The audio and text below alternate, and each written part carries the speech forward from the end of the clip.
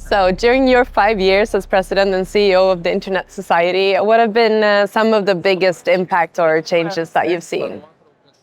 Well, I think maybe the most obvious one was the pandemic. I mean, when that hit, we'd been talking for a long time about how many benefits the internet brings to us, and it's easy to focus on the negatives. And this was the opportunity for the internet to sort of really show off, like, this is what it can do. This is the kind of thing that it can communicate for us. Without that, people would have been isolated. They would have been locked away, and yet.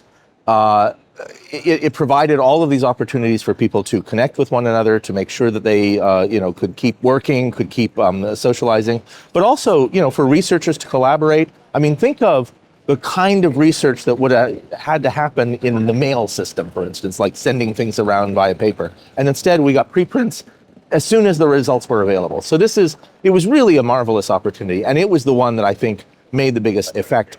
But sort of coming out of it now, people have once again, they're like, oh yeah, that's old hat. And so now they're focused on all of the problems and all of the concerns, and people are trying to put this into a system of control and kind of central ownership that I think is quite harmful, actually, that we wouldn't have had those benefits if we had that kind of infrastructure in the first place. Yeah, and you've said yourself that you have an interest in open source and an open internet protocol. Can you explain what you mean about that and where that is?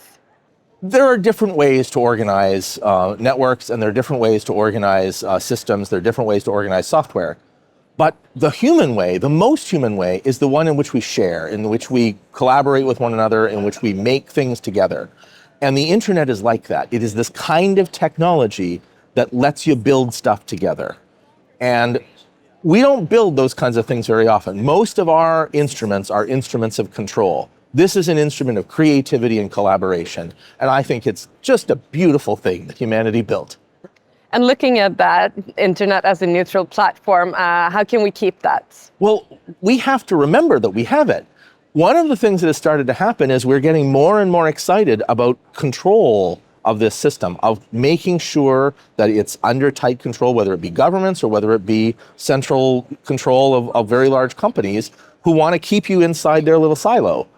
We like to call it, in the internet community, we call these walled gardens. You're inside and you're stuck there.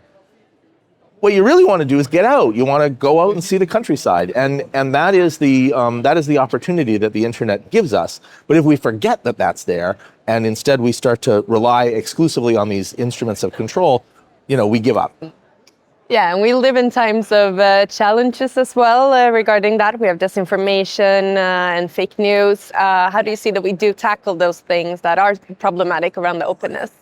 Well, first of all, important to remember that lying is not new, right? That's as old as language. And so people faking things out is not a total surprise that people would lie on the internet too. So that's the first thing to remember. It's not weird. One of the things the internet brings us is the ways to detect it.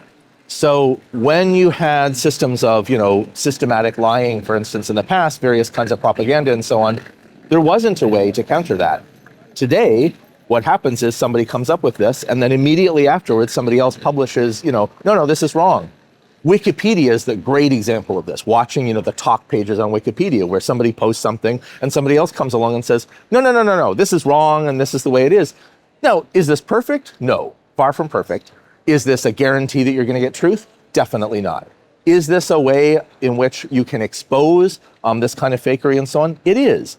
The real question is, do we build the technologies that tend to expose that kind of thing? And there are real challenges in a lot of platforms that don't have these mechanisms. But of course, that's a temporary fact, because as those capabilities show up, they get deployed more widely.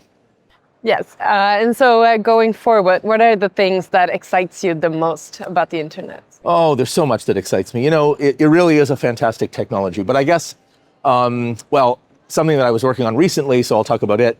We're going into space. I don't know whether humans should go into space, but we are going into space. And I'm pretty excited about the fact that we're taking the internet with us. So there's an attempt to build a solar system internet. And this is a very challenging environment. On the planet, we worry about milliseconds of latency. And now we're talking to a thing that is several seconds away. It's a very different technological problem. It's a whole bunch of exciting challenges. And I think that those are really exciting opportunities.